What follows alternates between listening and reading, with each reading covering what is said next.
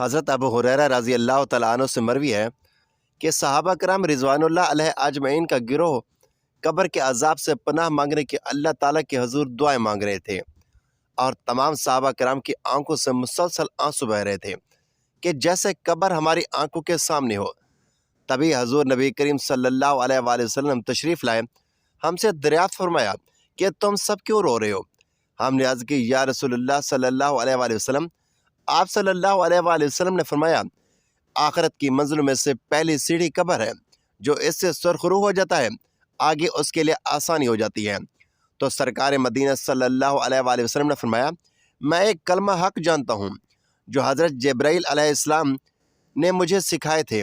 जो शख्स 100 बार इन कलमात को कहे, उस पर कब्र और जहन्नम का अजाब उठा लिया जाता है। कब्र उसके लिए राहत होगी और जहन्नम के तमाम दरवाज़ों पर ताला लगा दिया जाता है और जन्नत के 8 दरवाजे खोल दिए जाते हैं। फरमाया, ये इस्म आज़म है। जिस मर्द औरत ने इन कलमात को पढ़कर अल्लाह के हुज़ूर बख्शिश की दुआ मांगी, वो ये समझे उसने इस्म आज़म के साथ दुआ मांगी है। रब ताला उसकी दुआ रद्द नहीं फरमाएगा, जो मांगेगा अता किया जाएगा। वो कलमात ये हैं, बिस्मिल्लाहिर्रहमानिर्रहीम, अस्सलामु अलैकुम वरहमतुल्लाहि वबरकातुहू। नाज़रीन, हर जी रूह ने मौत का ज़ायका चखना है। इस बात के अंदर कोई शक नहीं कि हर इंसान ने वक्त मुकर्रर पर इस दुनिया को छोड़ कर जाना है। प्यारे दोस्तों, जब इंसान के मौत का वक्त करीब आता है तो मालिक और मौत अलैहिस्सलाम उसकी रूह कब्ज़ करने के लिए तशरीफ़ लाते हैं।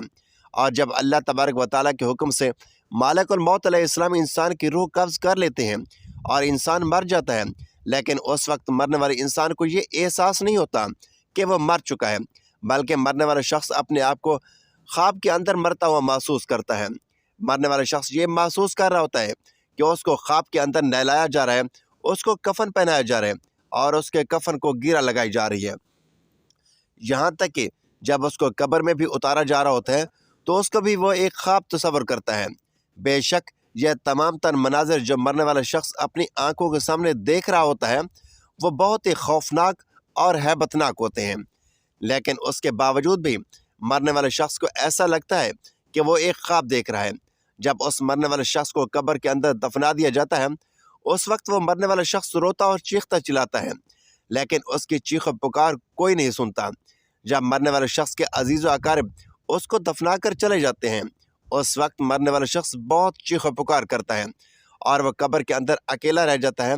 इस तरह जब तमाम लोग उसको दफन करके चले जाते हैं और कब्र के पास कोई भी मौजूद नहीं होता, उस वक्त अल्लाह तबारक व तआला उसकी रूह को उसके जिस्म में दोबारा दाखिल फरमा देता है, जिस रूह को मालिक अल मौत ने कब्ज़ किया था। तो जैसे ही वह रूह मरने वाले शख्स के जिस्म में अंदर दाखिल होती है तो उस वक्त मरने वाला शख्स फ़ौरन ही अपनी आंखें खोल लेता है और अल्लाह तबारक व तआला का शुक्र अदा करता है कि अल्लाह तबारक व तआला ने उस खौफनाक ख्वाब से मुझे निजात अता फरमाई।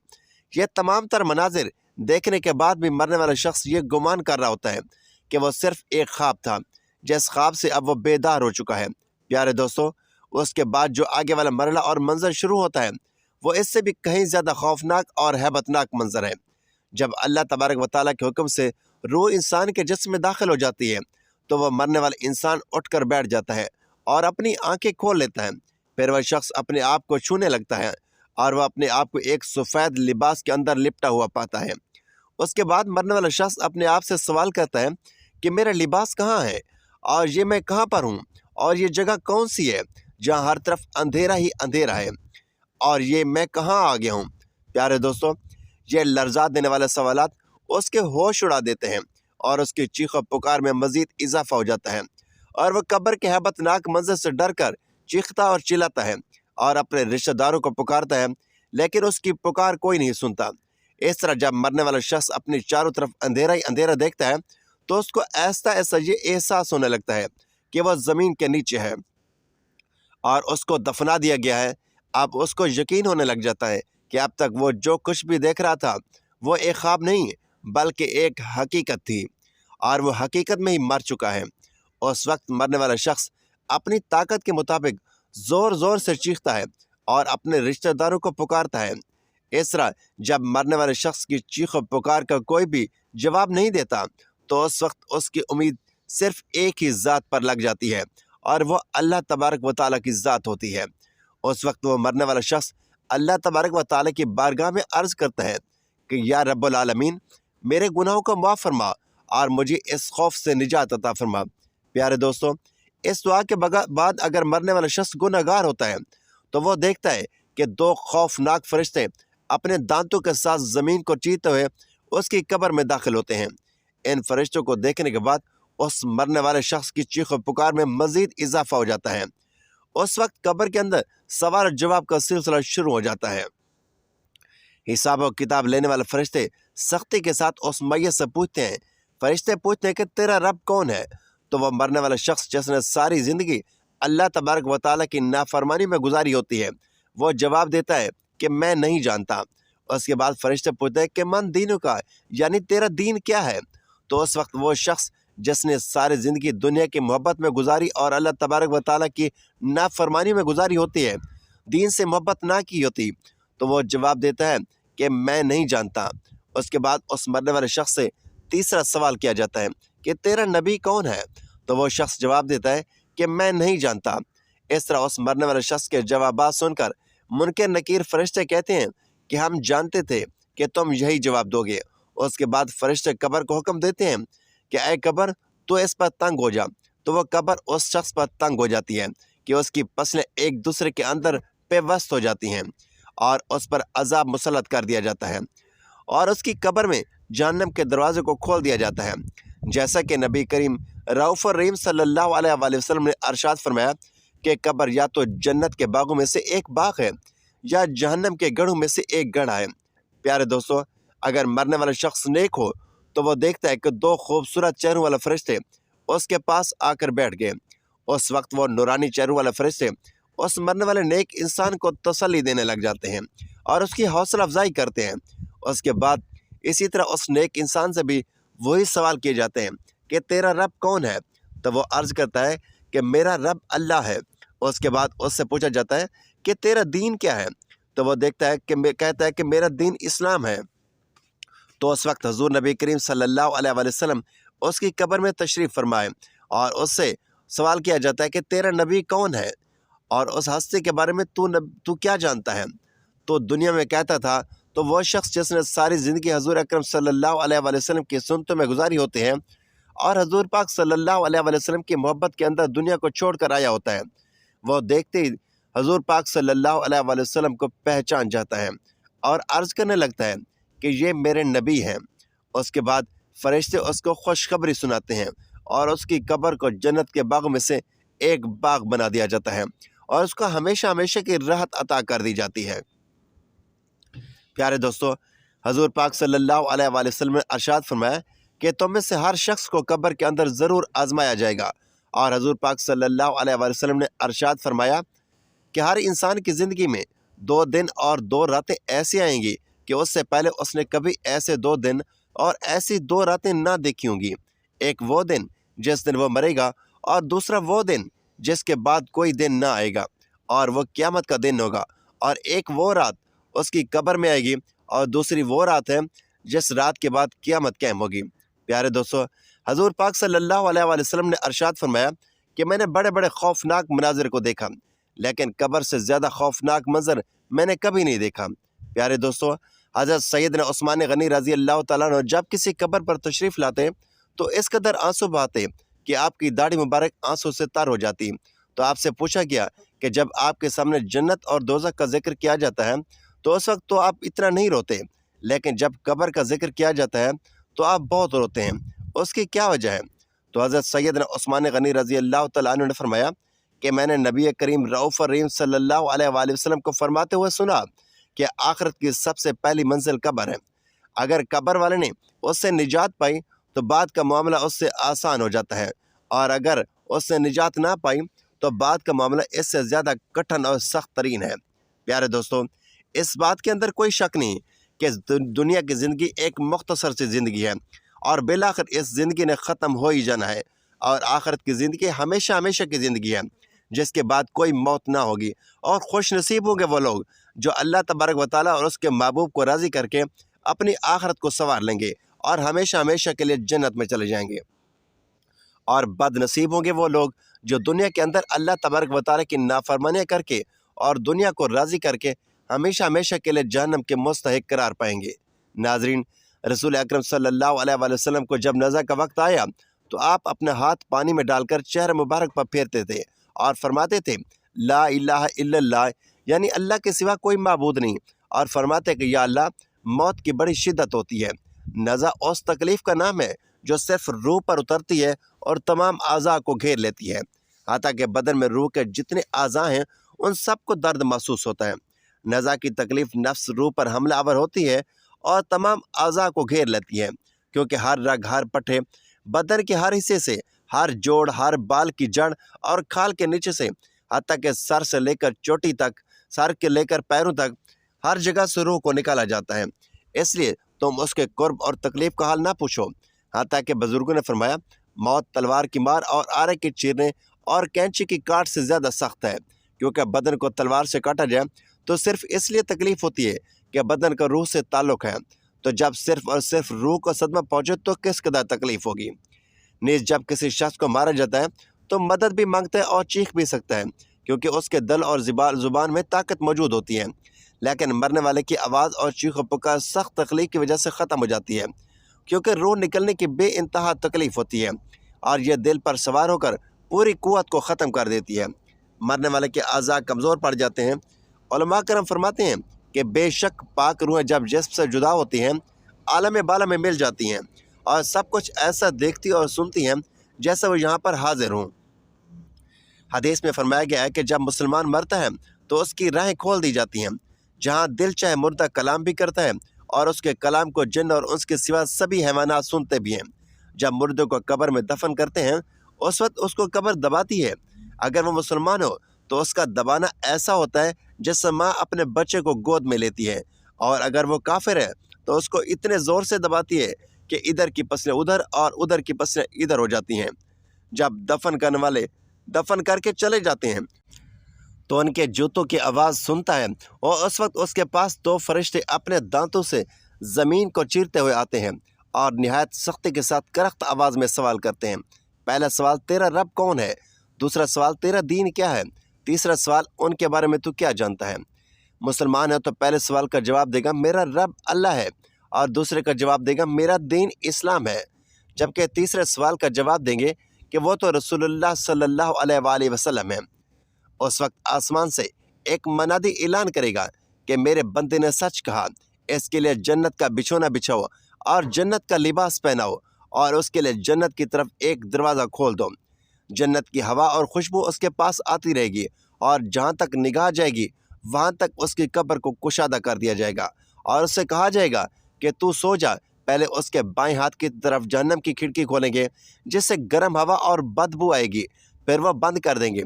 उसके बाद दाएं तरफ से जन्नत की खिड़की खोलेंगे, उससे कहा जाएगा कि अगर तू हमारे सवालों का सही जवाब ना देता तो तेरे वास्ते वो थी और अब ये है, ताकि वह अपने रब अजीम की नेमतों की कदर जाने कि कैसे बलाए अजीम से बचाकर कैसे नेमत उज़्मा अता फरमाई। अगर बंदा मुनकर है तो सब सवालों के जवाबात में ये कहेगा, अफसोस मुझे तो मालूम ना था, मैं लोगों को कहता सुनता था, खुद भी कहता था। उस वक्त एक पुकारने वाला आसमान से पुकारेगा कि ये झूठा है, इसके लिए आग का बिछोना बिछाओ और आग का लिबास पहनाओ और जहन्नम की तरफ एक दरवाज़ा खोल दो। फिर उसकी गर्मी की शिद्दत उसको पहुँचेगी और उस पर अजाब देने वाले दो फरिश्ते मुकर्रर होंगे जो अंधे और बहरे होंगे। उनके साथ लोहे का गुर्स होगा कि पहाड़ पर अगर मारे तो खाक हो जाए। वो फरिश्ते हथौड़े से उसको मारते रहेंगे, सांप पर बिच्छू उसे इज़ा पहुँचाते रहेंगे। आमाल अपनी मुनासिब शक्ल पर मुतशक्किल होकर कुत्ते या भेड़िए की शक्ल में बनकर उसको इज़ा पहुँचाएंगे। नबी अकरम सल्लल्लाहु अलैहि वसल्लम ने फरमाया, मौत को कसरत से याद किया करो क्योंकि वह गुनाहों को ज़ैल कर देती है और दुनिया से बेरग़बती पैदा करती है। सैयदना हसन बसरी रहमतुल्लाह अलैह फरमाते हैं कि जिसने मौत की याद दिल में बसा ले तो दुनिया की सारी मुसीबतें उस पर आसान हो जाएंगी। एक खातून उम्मुल मोमिनीन हज़रत आयशा सिद्दीक़ा रज़ी अल्लाह तआला अन्हा की बारगाह में दिल के सख्ते की शिकायत की तो आपने फरमाया, मौत को कसरत से याद किया करो, तुम्हारा दिल नरम हो जाएगा। नाज़रीन, हज़ूर सल्लल्लाहु अलैहि वसल्लम ने फरमाया, मौत के बाद रूह कैसे पुकारती है? मैयत को सबसे ज़्यादा दर्द कब होता है? मरने के बाद का मंजर कैसा होता है? हज़रत ज़ैद से रिवायत है कि नबी करीम सल्लल्लाहु अलैहि वसल्लम ने फरमाया कि मैयत पर सबसे ज़्यादा सख्त हालत उस वक्त होती है جب غسل دینے والا اس کو نہلانے کے لیے آتا ہے، اس کی انگلی سے انگوٹھی اتارتا ہے، جسم سے لباس اتارتا ہے، سر سے امامت جدا کرتا ہے، اس کی روح بے چین ہو کر فریاد کرتی ہے، جس کی آواز جن اور انس کے سوا سب سنتے ہیں، اور کہتی ہے اے نہلانے والے، تجھے خدا کی قسم میرے کپڑے بہت نرمی سے اتارو، کیونکہ مالک الموت کے پنجے کی تکلیف سے مجھے ابھی آرام نہیں ہوا۔ پھر جب اس کو تختے پر لٹا کر اس پر پانی ڈالا جاتا ہے تو روح چلاتی ہے اے نہلانے والے، خدا کے واسطے میرے جسم کو قوت سے ہاتھ نہ لگا کہ وہ جان کرنے کی سختی سے زخمی اور چور چور ہے۔ پھر جب نہلا کر اس کو کفن پہناتے ہیں یا پاؤں کی طرف سے باندھ دیتے ہیں تو روح کہتی ہے اے غسل دینے والے، خدا کے لیے آپ میرے سر کی طرف سے میرے کفن میں گرہ نہ لگانا، تاکہ میری بیوی بچے اور تمام رشتہ دار دنیا میں آخری بار میری شکل دیکھ لیں، کیونکہ آج میں یہاں سے جا رہا ہوں اور اب قیامت تک یہ میری صورت نہ دیکھیں گے۔ پھر جب اس کا جنازہ تیار کر کے گھر سے باہر نکالا جاتا ہے تو روح پکارتی ہے اے جنازہ اٹھانے والوں، خدا کے واسطے مجھے اٹھانے میں جلدی نہ کرو، تاکہ میں اپنے بچوں اور عزیز و اقارب سے رخصت ہو لوں۔ اے جنازہ اٹھانے والوں، میں اپنی اولاد کو آج یتیم اور بیوی کو بیوہ چھوڑے جاتا ہوں، خدا کے لیے میرے بعد ان کو تکلیف نہ دینا، میں اپنا گھر اور مال و اسباب دوسروں کے لیے چھوڑے جاتا ہوں، اب یہاں کبھی واپس نہ آؤں گا، قیامت تک کسی کی صورت نہ دیکھوں گا۔